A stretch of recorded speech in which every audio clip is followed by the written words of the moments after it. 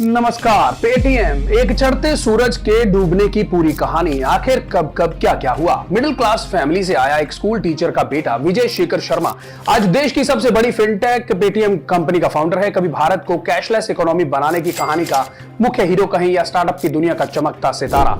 Share market से लेकर गली मोहल्लों में छोटे बड़े काम करने वाले दुकानदारों, रेहड़ी पटरी पर काम करने वालों को बीच मझधार में लगभग खड़ा कर दिया है। आखिर ऐसा क्या क्या हुआ है कि आरबीआई को पेटीएम पेमेंट्स बैंक पर बैन लगाना पड़ा। दरअसल साल 2017 में पेटीएम ने वेल्थ मैनेजमेंट बिजनेस में उतरने का प्लान बनाया, साथ ही एक डिजिटल बैंक बनाने की भी उसकी योजना थी। इसी साल मई में पेटीएम पेमेंट्स बैंक की शुरुआत हुई और जून 2017 में पेटीएम मनी भी लॉन्च हुआ। खैर, बात सिर्फ पेटीएम पेमेंट्स बैंक की करते हैं।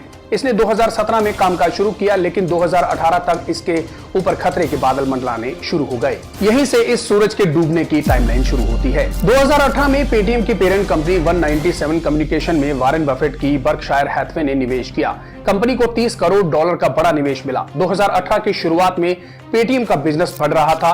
पेटीएम पेमेंट्स बैंक के माध्यम से अपनी सर्विस का विस्तार कर रही थी, लेकिन उसमें चीन के अलीबाबा ग्रुप के निवेश को लेकर शुरू से ही चिंता बनी हुई थी।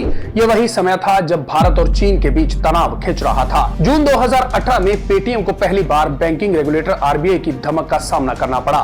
तब पेटीएम पेमेंट्स बैंक के 20 जून से नए अकाउंट खोलने पर रोक लगा दी गई। दिसंबर 2018 में जाकर पेटीएम पेमेंट्स बैंक पर यह पाबंदी हटी, लेकिन ये राहत ज्यादा दिन नहीं रही। मार्च 2019 में आरबीआई के तहत काम करने वाले बैंकिंग लोकपाल ने पेटीएम पेमेंट्स बैंक को कारण बताओ नोटिस जारी किया। ये आरबीआई के केवाईसी नियमों के उल्लंघन के साथ जुड़ा मामला था। पेटीएम पेमेंट्स बैंक अपने एक खास अकाउंट के ट्रांजैक्शन पर सही से नजर नहीं रख रहा था, लेकिन मामला उतना नहीं बिगड़ा। साल 2020 में देश ने कोविड का सामना किया। डिजिटल पेमेंट को एक बार फिर से पुश मिला और पेटीएम को इसका फायदा हुआ। हालांकि इस दौरान देश में गलवान घाटी की घटना हुई, चीन के साथ भारत का तनाव बढ़ा। इस वजह से पेटीएम ने चीन का निवेश एक बड़ी बहस का मुद्दा बन गया। जुलाई 2021 में पेटीएम को लेकर आरबीआई की तल्खी एक बार फिर से देखने को मिली। पेटीएम पेमेंट्स बैंक लिमिटेड ने आरबीआई को Bharat bill payment operating unit के बारे में गलत जानकारी दी, जिस पर उसे कारण बताओ नोटिस जारी किया गया। इसके तार अगस्त 2017 की ही एक नोटिस से जुड़े थे, जिसके जवाब में पेटीएम ने आरबीआई को गलत जानकारी दी। अक्टूबर 2021 में पेटीएम के आईपीओ से ठीक पहले नियमों के उल्लंघन को लेकर पेटीएम पेमेंट्स बैंक पर $1 करोड़ का जुर्माना भी लगा। साल 2021 में फिर अक्टूबर में ही पेटीएम का आईपीओ आया। आईपीओ से पहले पेटीएम में अलीबाबा ग्रुप की हिस्सेदारी 34.7% तक पहुंच चुकी थी। आईपीओ के नियमों का पालन करने के लिए अलीबाबा ग्रुप की फर्म एटिफन ने पेटीएम पर 5% हिस्सेदारी बेच दी।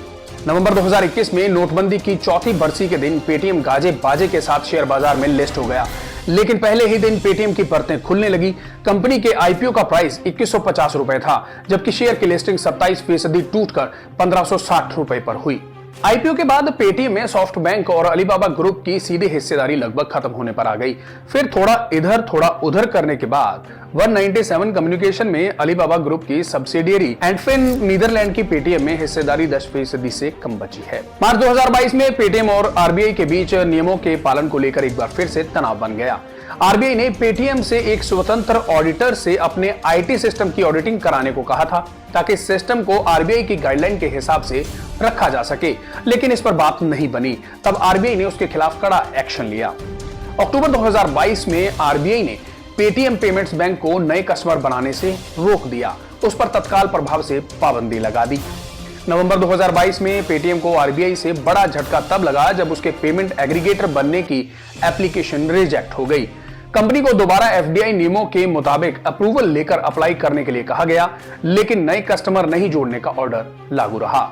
अक्टूबर 2023 में पेटीएम पेमेंट्स बैंक पर आरबीआई ने ₹5.93 करोड़ का जुर्माना फिर से लगा दिया। ये जुर्माना कई रेगुलेटरी नियमों का पालन नहीं करने पर लगाया गया। जनवरी 2024 में आरबीआई ने पेटीएम पेमेंट्स बैंक की लगभग सभी सर्विसेज को बंद कर दिया। वहीं ग्राहकों को अपने पैसे की सुरक्षा के लिए 29 फरवरी तक का समय दिया गया। अब बात आती है कि पेटीएम पेमेंट्स बैंक का मालिक कौन है।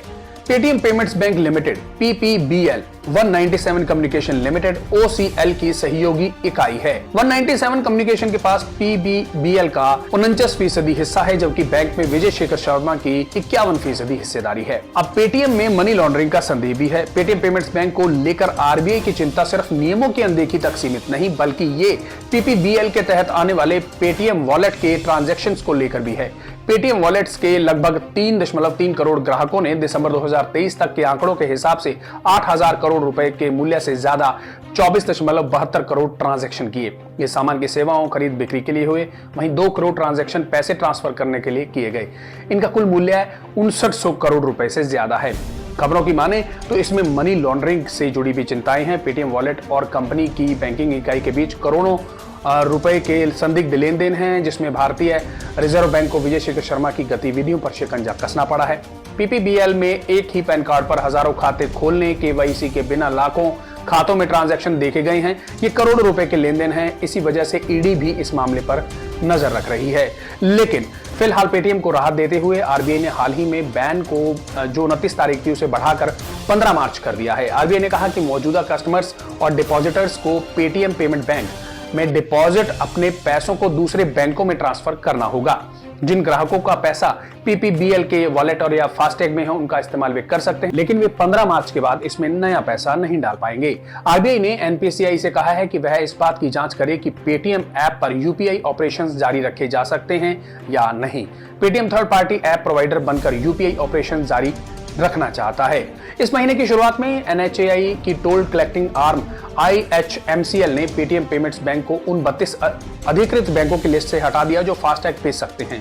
हालांकि जिन यूजर्स ने अपने पेटीएम अकाउंट को ICICI, HDFC, एक्सिस और अन्य बैंकों से लिंक किया है, उन्हें चिंता करने की कोई जरूरत नहीं। अब जानते हैं कि पेटीएम फास्टैग यूजर्स के पास अब कौन कौन से विकल्प उपलब्ध हैं। पेटीएम फास्टैग यूजर्स को अब क्या करना चाहिए? पेटीएम फास्टैग यूजर्स को अपने फास्टैग बैलेंस का इस्तेमाल करना चाहिए। इसका इस्तेमाल 15 मार्च के बाद भी किया जा सकता है। हालांकि जितनी जल्दी से यूज कर लिया जाए उतना अच्छा है। 15 मार्च 2024 के बाद यूजर्स पेटीएम पेमेंट्स बैंक द्वारा जारी किए गए अपने फास्टैग को टॉप अप या रिचार्ज नहीं कर पाएंगे। आपको किसी भी असुविधा से बचने के लिए 15 मार्च 2024 से पहले किसी अन्य बैंक में नया फास्टैग खरीद लेना चाहिए। इसके अलावा यूजर्स पेटीएम फास्टैग अकाउंट में बचे पैसे के रिफंड के लिए भी अप्लाई कर सकते हैं। एक सवाल यह भी है कि क्या Paytm users Paytm payments bank द्वारा जारी अपने पुराने फास्टैग से बाकी बची रकम को किसी और बैंक में या नए फास्टैग में ट्रांसफर कर सकते हैं? RBI ने इसके जवाब में कहा है कि फास्टैग प्रोडक्ट में क्रेडिट बैलेंस ट्रांसफर फीचर उपलब्ध नहीं है। यूजर्स को पेटीएम पेमेंट्स बैंक द्वारा जारी किए गए अपने पुराने फास्टैग को बंद करना होगा और बैंक से रिफंड के लिए अनुरोध करना होगा। अब अगला सवाल है कि कैसे डीएक्टिवेट होगा पेटीएम का FASTag account. Paytm FASTag users को अकाउंट डीएक्टिवेट करने के लिए कंपनी के टोल फ्री नंबर 1800 120 42 10 पर कॉल करना होगा। इसके बाद यूजर्स को अपना registered mobile number, vehicle registration number या टैग आईडी बताना होगा।